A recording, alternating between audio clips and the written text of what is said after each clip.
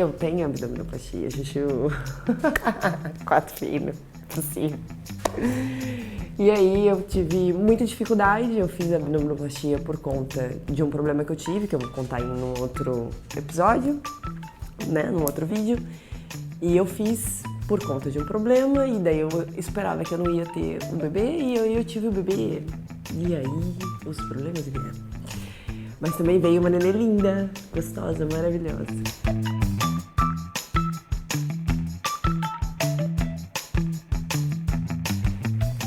Eu fiz a abdominoplastia e o intuito era não ter outro filho. Então eu fui no doutor, o doutor perguntou: Bruna, você tem certeza? Porque eu não tinha feito a laqueadura. Isso, laqueadura. E aí, sem fazer a laqueadura, eu poderia ter outro filho. Então tu tem certeza, tu vai se cuidar, tu tem algum plano? Não tenho, doutor, pode fazer, eu quero chapada, pá, toca-lhe o pau.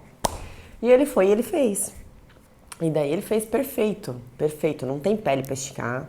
Amarrou até o último fio de cabelo que podia ter amarrado dentro de mim. E ficou perfeito. E eu não queria mais ter filho. Então foi ótimo. Só que 2 anos depois a minha vida deu um vum. Virou de cabeça para baixo. E voltou para cima e deu um outro giro. Até que parou num lugar onde eu encontrei o amor. E o grande sonho dele era ter uma filha menina. E eu sabia que se eu engravidasse eu ia ter uma filha menina. E assim, ele é super família, eu também sou. A junção do filho dele com a minha filha. E a gente tinha que ter um filho nosso, né? Para agregar a família. Então eu curti a ideia, me preparei para isso meses antes de eu engravidar. Fui na doutora, expliquei minha situação, beleza, vamos embora. Tem gente que tem filho que não tem nada, tem gente que tem filho e quase morre, que é a minha situação. Tem gente que tem filho após a abdominoplastia e sente muito pouco, ou sente algo que é normal e natural por conta de ser tudo, né, tão amarradinho. Mas o meu caso foi um pouco mais extremo, foi um caso de risco mesmo, entendeu? Tanto minha quanto da minha bebê. Daí eu descobri que estava grávida. Perfeito. E ali eu comecei os enjoos, comecei a mudança no peito, mas na barriga não. Até o meu 7º mês, mais ou menos, eu não tive barriga. Tive peito, e por conta do silicone, né, deu uma aumentadinha a mais. Mas o peito logo muda, como eu já tive 2 gestações, eu já tenho todo o formato para amamentação, então, tipo, já veio de boa, tudo certinho. Só que a barriga não crescia, então muita gente achava que nem grávida eu tava. Eu tenho uma tia até que quando eu postei a minha neném no Facebook, quando eu postei a foto da neném, ela falou: Bruna, eu jurava que era filha da tua amiga, eu nunca soube que tu tava grávida. Então, tipo, só pra tu ter uma noção, né? Se tu for no meu Instagram também, tu não vai ver nenhum tipo de foto minha barriguda, porque eu não tenho. Acho que uma só no meu chá de bebê, só, que eu tenho. E aquilo ali eu já tava com 8 meses de gestação. Então, só pra botar a figura, né?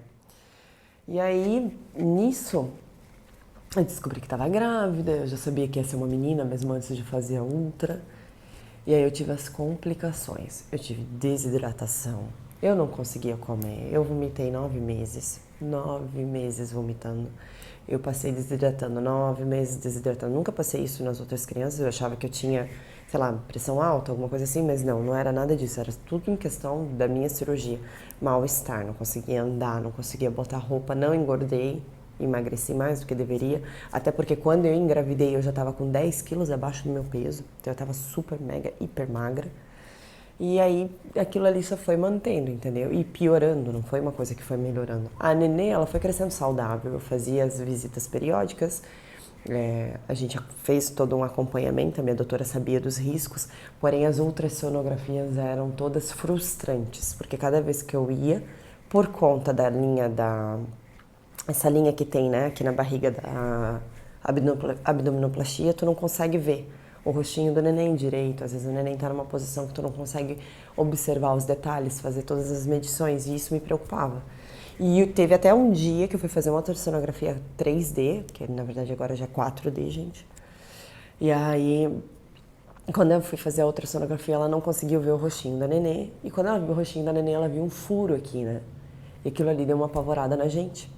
E nessa época meu marido tinha ido de férias com o meu enteado pra Gerba. E eu tava sozinha aqui em Malta. E assim, ó, ela via o neném, né, de cabeça pra baixo, então ela via daqui pra cima. Aliás, né, de cabeça pra baixo. Então tu vê o neném daqui pra lá, né? E aí tinha um furo aqui. Geralmente esse furo não existe aqui, né? Não é uma coisa normal. E sim nessa região aqui que é o normal. Então eu fiquei meio preocupada com a situação. Nisso eu encontrei um outro doutor num hospital particular aqui em Malta, que ele é marroquino, se eu não me engano. Excelente, um dos melhores, é professor dentro do hospital público aqui de Malta.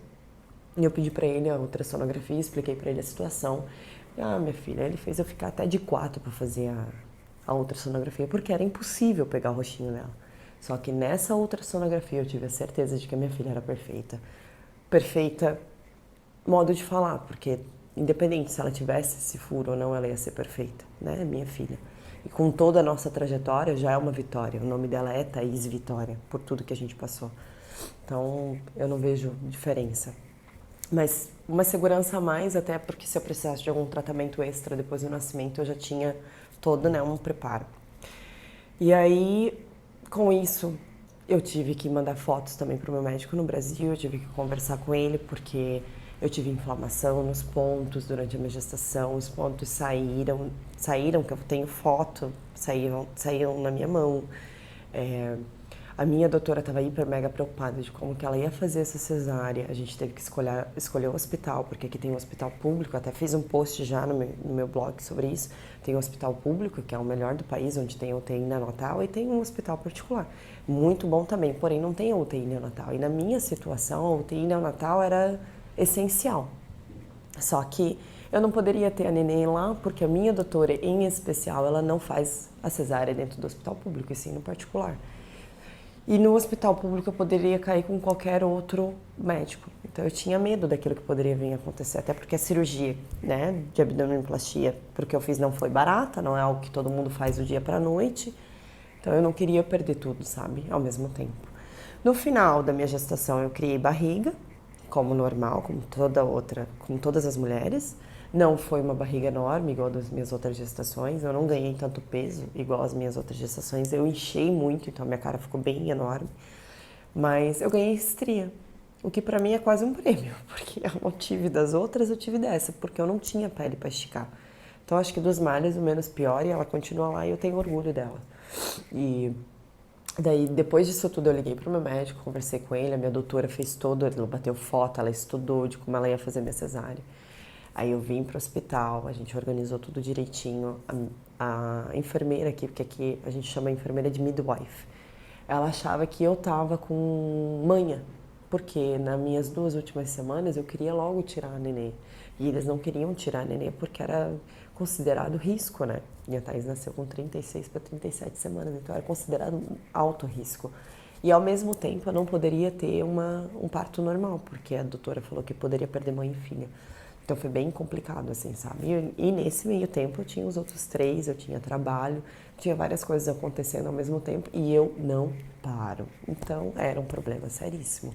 Então, minha filha nasceu perfeita. Aqui em Malta não se mede o bebê quando nasce, então eu não sei quantos centímetros ela nasceu, mas ela nasceu com 2,600, se eu não me engano, bem pequenininha. E aí, se eu perdi a minha cirurgia, não perdi minha cirurgia tá intacta, perfeita, como se eu não tivesse tido filho. O que eu tirei de aprendizado disso tudo que aconteceu foi que durante sabe, meu planejamento, durante a minha gestação, eu não vou te mentir que eu não tive dias assim que eu fiquei tipo, meu, o que será que eu fiz, cara? Entendeu? Não vou dizer um arrependimento, mas tipo, a falta, talvez uma irresponsabilidade de não ter pensado, sabe, de toda essa situação e de passar noites em claras com dor, pesquisando na internet alguma coisa que pudesse, tipo, me confortar, entendeu? Mesmo eu tendo meus médicos presentes, mas que pudesse me confortar ali naquele momento difícil, entendeu? E aí tendo as crianças, ainda mais, porque se tu não tem filho, beleza, mas se tu já tem criança, é 3 vezes pior o trabalho, sabe? Então, deu, assim, 5 minutos, assim, na minha cabeça. Mas aí, depois que ela nasceu, que eu, no mesmo dia, depois de umas 5 horas depois que eu tive a nenê, eu já tava super bem, sorridente, alegre, já tava outra pessoa renovada, sem dor nenhuma, mesmo que eu tava toda cortada e aberta. Eu estava feliz porque ela nasceu bem. Então, assim, eu aprendi que fé, que eu não larguei a minha fé de jeito nenhum, sempre batia meu papo, entendeu? Então, eu agradeço muito. Teve algumas pessoas que me apoiaram mesmo de longe, e que nunca deixaram de conversar comigo. Eu tive amigos, porque nessas horas a gente vê quem é amigo, quem não é, quem tá próximo, quem não tá. Tive muito apoio também do meu marido, não posso reclamar. Embora ele seja carrancudo, assim, sisudo, sabe? Mas em questão de saúde, em questão de apoio, em questão de estar do meu lado, de perguntar se eu tava bem, o que eu tava sentindo, se eu tava precisando de alguma coisa, alimentação, se eu tava descansando, isso tudo ele sempre tava bem presente do meu lado, entendeu? E claro, com medo, né? Com medo. E eu cheguei a perguntar pra ele, tipo, e se acontece alguma coisa, o que que, sabe? Tipo, meu, e se na hora do parto a gente perde o neném e tal? Não, isso não vai acontecer. E entre um e outro, a gente tem você, né? Então, assim, foi complicado, sabe? Foi doído. Os meus filhos sentiram isso, assim. A minha mais velha, a Maria, ela é bem sensitiva, ela sentiu isso também, sabe? Então, ela olhava pra mim e dizia, mamãe, eu tô pedindo a Deus para que nada aconteça com você, sabe? Então, assim, foi bem delicado o momento.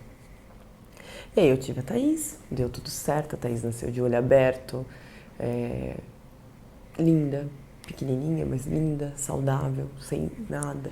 É uma menina excelente, a família tá unida, então assim, família, união, paz, resiliência, sabe? O autoconhecimento para saber dos teus limites, quando você tem que chorar, quando você tem que gritar, quando você tem que, sabe, se deixar, sabe, levar pela situação, porque às vezes você tem que deixar, porque o que vai acontecer? E a paciência, né? Que a gente quer que tudo seja feito do dia pra noite, e não é. E eu não sou uma pessoa paciente, mas ao mesmo tempo sou bem paciente, sabe? Então, assim, deu certo. E hoje eu vejo que tudo tem que ser um início, meio, fim e reinicia novamente, assim, sabe? Cada coisa na sua etapa, cada coisa no seu momento. Não me arrependo, eu teria de novo. Claro que agora eu liguei, eu fiz a minha laqueadura, porque eu não posso ter mais por questão de saúde mesmo, de precaução, de risco de vida, tanto meu quanto do bebê.